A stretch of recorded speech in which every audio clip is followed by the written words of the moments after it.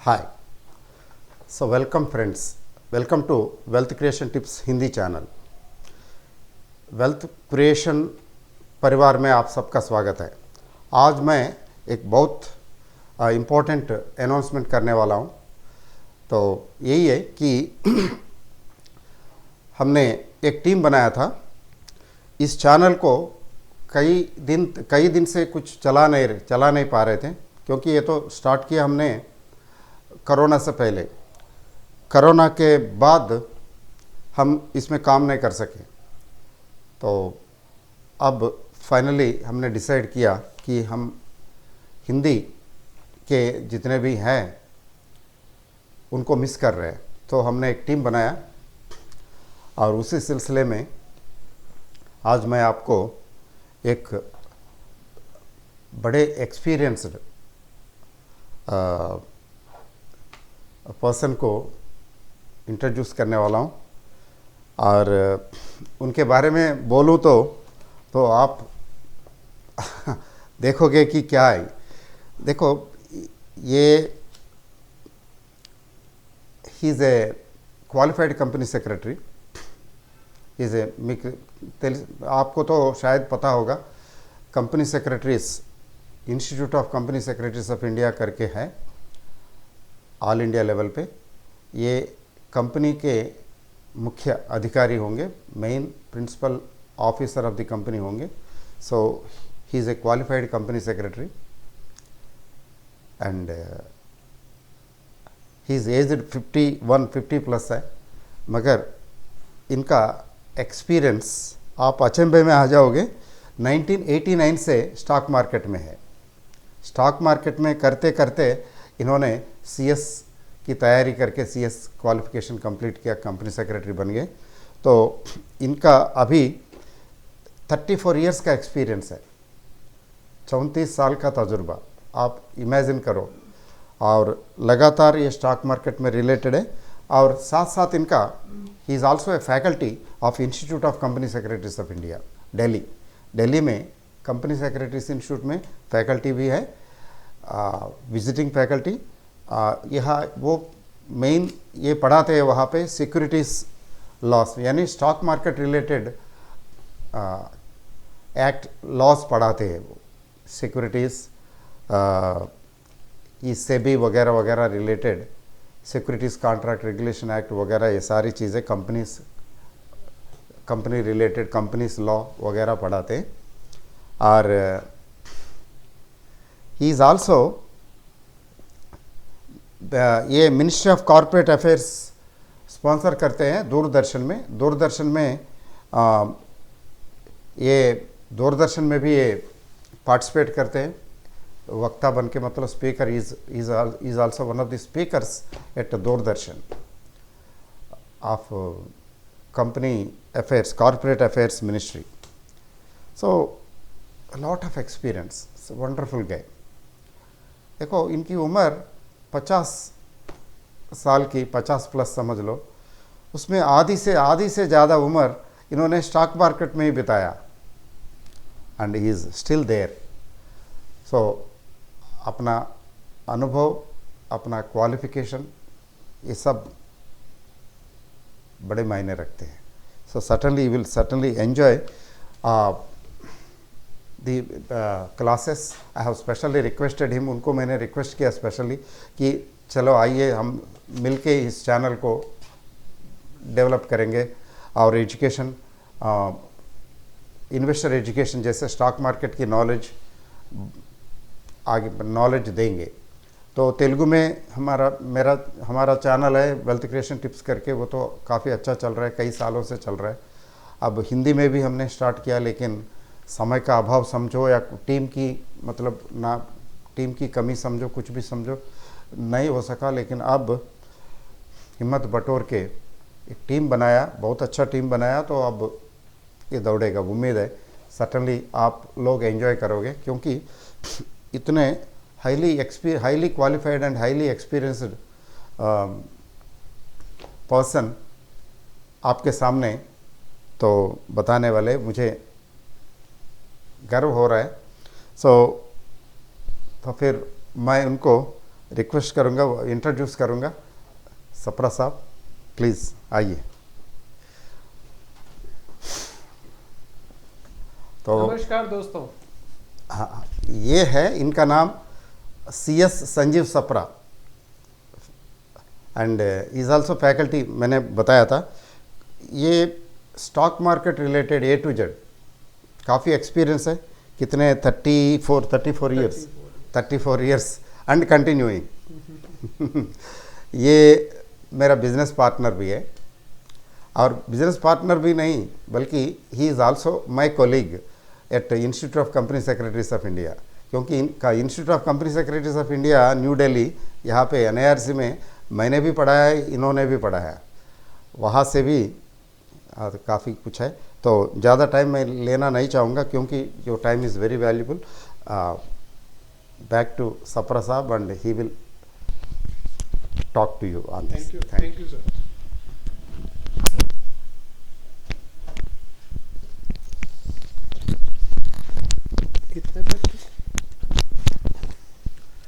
Once again hello friends.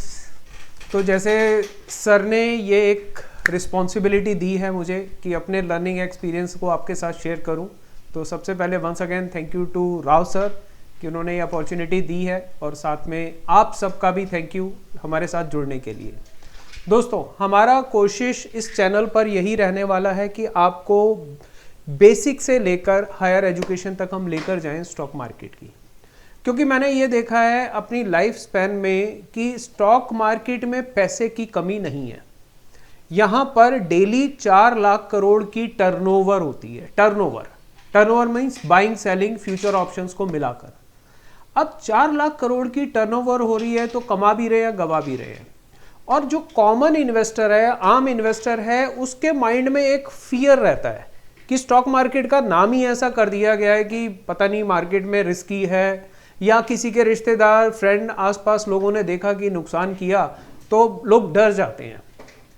तो उस डर को रहना जरूरी है, पर डर के पीछे हटना अच्छी बात नहीं है। हम अपने पैसे को ही कमजोर बना रहे हैं एक्चुअली, अगर हम स्टॉक मार्केट में सही तरीके से इन्वेस्टमेंट नहीं कर रहे। तो मैंने डायरेक्टली आपको इस लर्निंग पर स्टार्ट कर दिया क्योंकि इंट्रोडक्शन की मुझे जरूरत नहीं है, सर दे चुके हैं।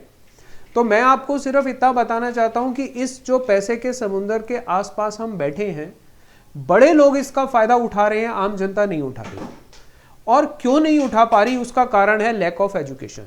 जैसे सर ने बताया कि मेरा दूरदर्शन पे हर साल प्रोग्राम आते हैं, सीरीज चलती है इन्वेस्टर एजुकेशन पर, और भारत सरकार मिनिस्ट्री ऑफ कॉर्पोरेट अफेयर्स इसको चलाता है, और हम लोगों को बुलाता है कि आप अपने लेक्चर्स दो कैपिटल मार्केट पर, म्यूचुअल फंड्स पर। तो मतलब गवर्नमेंट ऑफ इंडिया भी चाहती है कि गांव-गांव तक, छोटी जगह तक ये पहुंचे और उसकी नॉलेज पहुंचे। पर हम लोग क्या करते हैं कि कई लोग जो नॉलेज लिए बिना इस काम को स्टार्ट कर देते हैं, उनके बैड एक्सपीरियंसेस होते हैं, फिर हम उनकी सुनते हैं, अरे उसने तो इतना नुकसान कर दिया, हम डर के पीछे हट जाते हैं। हम सोचते हैं हम तो स्टॉक मार्केट में काम नहीं कर रहे। अब हो सकता है आप में से कुछ लोग स्टॉक मार्केट में पहले से काम कर रहे हो, इन्वेस्ट कर चुके हो, कुछ लोग नए नए जुड़े हों, और कुछ लोग हो सकते हो अभी जुड़ने की सोच रहे हो। मैं तीनों को लेकर चलूंगा और तीनों से एक ही बात कहूंगा मैं कि अगर आपको समुंदर में तैरना है तो तैराकी तो सीखनी पड़ेगी, स्विमिंग तो जरूरी है। पर जब हम स्विमिंग करते हैं तो स्विमिंग हम पहले किसी एक लेक में या पॉन्ड में करते हैं, फिर रिवर में करते हैं, फिर समुंदर में आते हैं। हम अगर कार, बाइक, स्कूटर, साइकिल भी सीखते हैं तो पहले खुले ग्राउंड में सीखते हैं, फिर एक छोटी कॉलोनी में, गली में चलाते हैं, फिर रोड पे चलाते हैं, फिर हाईवे पर आते हैं। तो हर चीज के स्टेप्स हैं। आप एजुकेटेड हो, आपने 1st से 12th तक एजुकेशन, फिर ग्रेजुएशन की, 1st year, 2nd year, 3rd year, semesters किए होंगे, तो हर चीज स्टेप वाइज की गई। तो सेम स्टॉक मार्केट भी एक बिजनेस है, और इसको बिना सीखे अगर किया गया तो नुकसान तो होंगे। जैसे बिना सीखे साइकिल, स्कूटर चला रहे हैं, बिना सीखे तैराकी सीख रहे हैं, एक्सीडेंट तो होगा ही होगा। अब सीखना कैसे है? क्या हमें सारा दिन देना पड़ेगा यहाँ पर? ऐसा भी कोई जरूरी नहीं है। कोई ऐसा यहाँ पर सीखने में बहुत ज़्यादा टेक्निकल टर्म्स भी नहीं है। सिर्फ आपको थोड़ा सा टाइम देना है और समय देना है, और स्टेप वाइज सीखने की अपनी ईगरनेस को जगाए रखना है कि बिना सीखे हम ये काम नहीं करेंगे। अब सीखने में ऐसा क्या है? सीखने में देखो, सबसे पहले तो कंपनी कंपनी के शेयर, कंपनी का शेयर होल्डर बनने का मतलब ही 50% से ज़्यादा, या मैं कहूँ कि 80-90% लोगों को नहीं पता होता। लोग ये सोचते हैं कि स्टॉक मार्केट में आओ, पैसा डालो, शेयर लेंगे, बढ़ जाएगा और कमाई शुरू हो जाएगी। हम ये क्यों नहीं सोचते कि हम ये बिजनेस कर रहे हैं? मैं ये मानता हूँ कि ये आपका एक साइड बिजनेस हो सकता है। आप जॉब में हैं, आप बिजनेस में हैं, आप रिटायर्ड हैं, आपका बिजनेस करने का एक ड्रीम फुलफिल हो सकता है इस कैपिटल मार्केट से। कैसे पूरा हो सकता है? कि जब आप किसी एक कंपनी के शेयर होल्डर बनते हो तो वो आप उसके हिस्सेदार ही तो बन रहे हो। मान लो आपका ड्रीम था, मैं आपको यहां पर लिख के दिखाता हूं।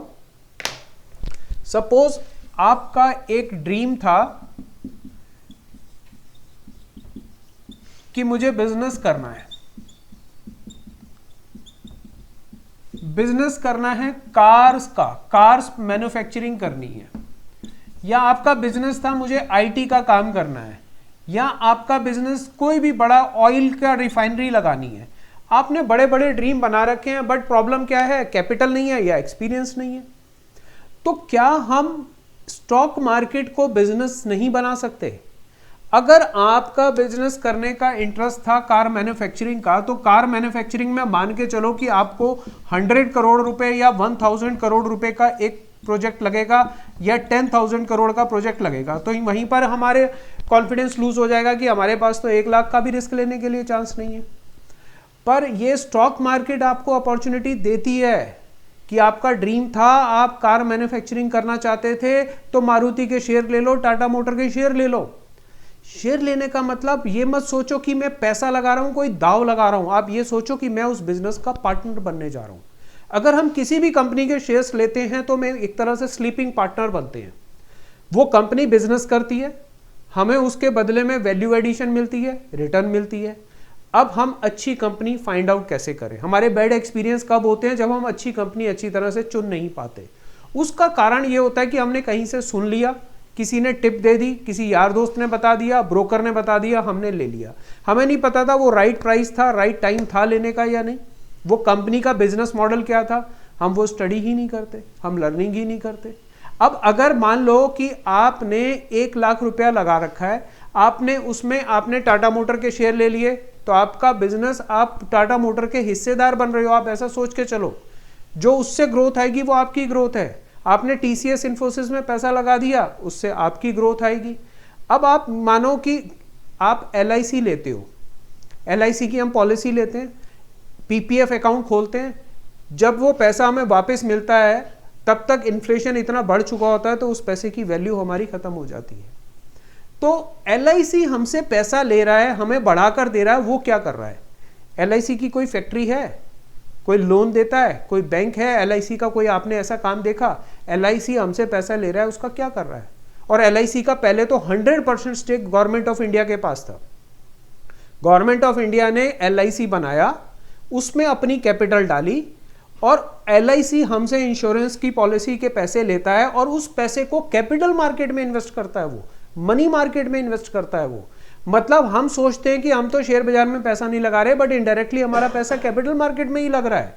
अब एलआईसी और बैंकों में हमने पैसा रख दिया, वो वहां पर लगा रहे हैं और हमें कमा कर दे रहे हैं, तो डेफिनेटली वो भी तो कमा रहे हैं, तो वो हिस्सा हमारा उनके पास जा रहा है ना। तो बेटर है हम इंश्योरेंस उतनी ही लें जितनी हमें जरूरत है, उसके बाद हम खुद डायरेक्ट इन्वेस्टिंग करें। अब डायरेक्ट इन्वेस्टिंग करने का क्या फायदा होगा?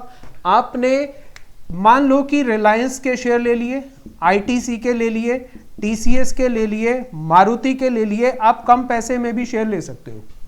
ये आपके बिजनेस ही तो हो गए, आपके ये शेयर होल्डिंग है। अब आपको ये मालूम है कि कितना पैसा बना सकती हैं ये कंपनियां। आपने विप्रो का नाम सुना है? मैं आने वाली क्लासेस में आपको पूरी टेबल दिखाने वाला हूं, उसमें हम बताएंगे कि एलआईसी ने किस किस कंपनी में पैसा लगा रखा है। रिलायंस, अभी मैं विप्रो का एग्जांपल देता हूं, फिर बाद में एलआईसी पर आऊंगा। विप्रो 1980 में पब्लिक इशू लेकर आई थी, शायद आपने सुन भी रखी हो ये बात। 1980 में अगर आपने 10,000 के विप्रो के पब्लिक इशू के शेयर लिए और ये मान लिया कि आप बिजनेस पार्टनर बने हो, विप्रो में पैसा लगाया है, अब विप्रो जब बिजनेस करेगी तो बिजनेस को चलने में टाइम लगेगा। विप्रो ने बिजनेस किया, आप अपने घर बैठे हो। अब बिजनेस करके विप्रो ने आपको जो बोनस शेयर दिए, डिविडेंड दिया, आज कितना हो चुका होगा आप मान के चलो? 1980 से आज तक 43 इयर्स में 10,000 की वैल्यू 1,000 करोड़ हो चुकी है। अगर आपने 10,000 नहीं लगाए, 1,000 भी 1980 में लगा दिए थे तो आज 100 करोड़ हो चुके हैं। हम भी अगर उस टाइम शेयर मार्केट में होते तो शायद हम ये काम कर लेते। पर ये कमाई तभी हो पाएगी जब आप पेशेंस से किसी कंपनी को स्टडी करके उसके हिस्सेदार बनोगे। LIC का निफ्टी की टॉप 10 कंपनीज में एवरेज 6% होल्डिंग है। रिलायंस नंबर 1 कंपनी आती है हमारी, 15 लाख करोड़ की कंपनी है। अगर रिलायंस के आज सारे शेयर बेच दिए जाए मार्केट कैपिटलाइजेशन में, उस 15 लाख करोड़ में 50% अंबानी का स्टेक है, जिससे वो नंबर 1 रिच पर्सन माने जाते हैं। बाकी 50% में 22% फॉरेन इन्वेस्टर ने लगा रखा है, 12% म्यूचुअल फंड्स ने लगा रखा है, 6% इंश्योरेंस कंपनीज में से LIC का लगा हुआ है, और हम इंडिविजुअल का ओनली 4%। मतलब हमारी कंपनीज में बाहर का इन्वेस्टर पैसा लगा रहा है, LIC लगा रही है, म्यूचुअल फंड्स लगा रहे हैं, हम डरते हैं, हम ढूंढते हैं छोटी छोटी कंपनियां। तो हमें यही एजुकेशन सीखनी है कि हमें अपनी वेल्थ क्रिएशन कैसे करनी है। और वेल्थ क्रिएशन टाइम लगता है, इट टेक्स टाइम, पेशेंस।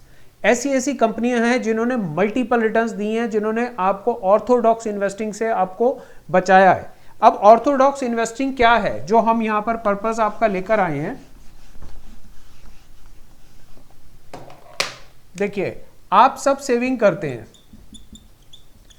आप अपना पैसा या तो बैंक में रखते हैं, FD कराते हैं, सेविंग अकाउंट में डालते हैं, या आप PPF में डालते हैं, या आप LIC पॉलिसी ले लेते हैं, या आप गोल्ड ले लेते हैं, कैश घर पे रख लेते हैं, प्रॉपर्टी में लगा लेते हैं, होम या प्रॉपर्टी में। अब ये जो 3 लोग हैं, ये हमें पैसा, हमने इनको पैसा दिया और ये हमें उस पैसे के साथ प्लस कुछ रिटर्न देते हैं। तो ये भी तो उस पैसे को यूज कर रहे हैं, तो हम क्यों ना डायरेक्टली करें। ये भी तो शेयर्स में ही पैसा लगा रहे हैं, तो हम डायरेक्टली क्यों नहीं लगा सकते। हम निफ्टी की टॉप 50 कंपनीज भी पकड़ लें तो भी बहुत आराम से हम ग्रो कर सकते हैं। मिड कैप की अच्छी कंपनीज पकड़ लें तो भी ग्रो कर सकते हैं। बट प्रॉब्लम ये आती है कि हम सिस्टमेटिकली नहीं चलते, हम अपने आप को इन्वेस्टर और ट्रेडर में ही फर्क करना नहीं जान पाते। तो आने वाले लेक्चर्स में तो मैं आपको सिर्फ इतना बताने वाला हूं कि हम इस पैसे के समुंदर में आए हैं और पास खड़े हुए हम बैठे हैं, हम उसका फायदा नहीं उठा पा रहे। उसका रीजन यही है कि लैक ऑफ एजुकेशन। हमें कंपनी सर्च करनी नहीं आती, when to buy, when to exit, ये 2 बहुत इंपॉर्टेंट चीजें हैं। Difference between investing and trading, दोनों अच्छी हैं, दोनों में कमाई हो सकती है, बट दोनों में फर्क है। हम क्या करते हैं, कभी अपने आप को इन्वेस्टर बना लेते हैं, कभी ट्रेडर बना लेते हैं। तो इसको भी हमने आने वाले टॉपिक्स में कवर करना है। साथ में साइकोलॉजी ऑफ माइंडसेट, क्योंकि माइंडसेट बहुत जरूरी है। ट्रेडिंग आपको करनी है तो आपकी मेंटल स्मार्टनेस अलग होनी चाहिए, इन्वेस्टमेंट करनी है तो आपकी स्मार्टनेस अलग होनी चाहिए।